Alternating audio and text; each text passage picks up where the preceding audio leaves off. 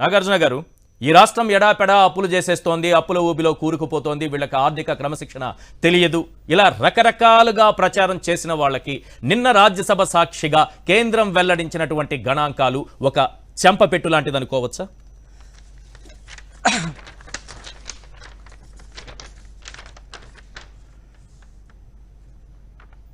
ముందుగా ప్యానెల్లో ఉన్నటువంటి పెద్దలందరికీ ముందుగా నా ధన్యవాదాలండి.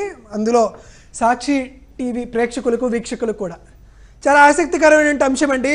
దీని గురించి అప్పుల గురించి మాట్లాడుకుంటూ పోతే పాపం లంబూ జంబు అయినటువంటి రామోజీరావు గారిని, రాధాకృష్ణ గారిని ఎన్ని తిట్టినా ఎన్ని మాట్లాడినా తక్కువే అవుతుంది. కాబట్టి వారు చేసేటువంటి అక్షర విన్యాసాలు, వాళ్ళు చేస్తున్నటువంటి విష ప్రచారానికి అందులేదు. ఏమైందంటే ఈరోజు మరీ చాలా ఆశ్చర్యకరంగా సార్, ఈరోజు నిన్న 13వ తేదీ లక్ష్మణ్ గారు ఒక ప్రశ్న అడిగారు. ప్రశ్న అడిగితే దాంట్లో వాళ్ళకు క్వశ్చన్ చెప్పారు. దాంట్లో 62,059 rupees per capita out standing liability ఉంది అని చెప్పారు. తెలంగాణకి ఎక్కువ ఉందన్నారు. ఈరోజు మేము చాలా స్పష్టంగా ఒకటి అడుగుతున్నాం సార్, ఆంధ్రప్రదేశ్ రాష్ట్రానికి సంబంధించినటువంటి per capita out standing liability అనేది 62,059 ఉన్నప్పుడు ఆంధ్రప్రదేశ్ రాష్ట్రం శ్రీలంక అయిపోతుంది అని లంబూ జంబు రామోజీ రాధాకృష్ణ అంటున్నారు కదా. మరి 64,000 ఉన్నటువంటి తమిళనాడు, 64,390 ఉన్నటువంటి తెలంగాణ, మోర్ దెన్ 5 లక్షలకు పైగా ప్రతి పర్ క్యాపిటల్ లైబిలిటీ ఉన్నటువంటి భారతదేశం శ్రీలంక అవుతుందని అనడానికి ఎందుకంత ధైర్యం చేయలేకపోతున్నారు?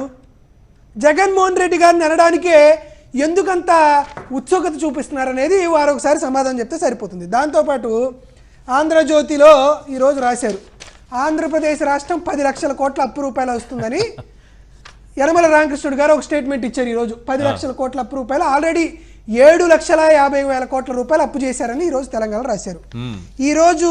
ఈరోజు కేంద్ర ప్రభుత్వం చేసింది ఎంత, చెప్పింది ఎంత, 3,07,000 కోట్ల రూపాయలు మాత్రమే చేసిందని చెప్పారు.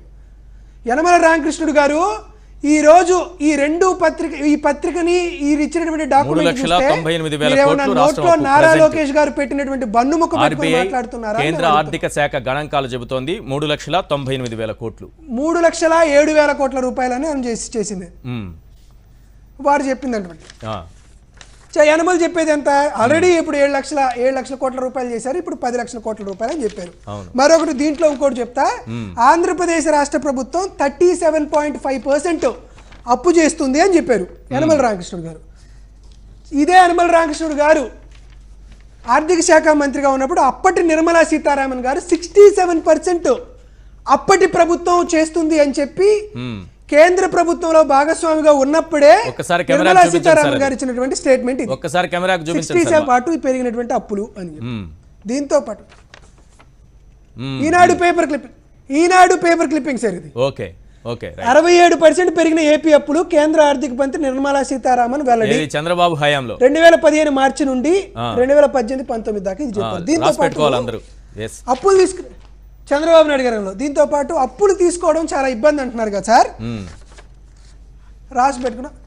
చంద్రబాబు నాయుడు గారు ముఖ్యమంత్రిగా ఉన్నప్పుడు అంటే సార్ ప్రపంచ బ్యాంకు ప్లీజ్ అప్పు తీసుకోండి సార్ అని అందంట. ప్లీజ్ సార్, వరల్డ్ బ్యాంక్ దగ్గర డబ్బులు ఎక్కువ ఉన్నాయి, ప్లీజ్ అప్పు తీసుకోండి. ఏపీకి 2,000 కోట్ల ఆఫర్ 2 సార్లు విజ్ఞప్తి చేసింది. అయ్యో మీరు అప్పు ఒక్కసారినే తీసుకోండి.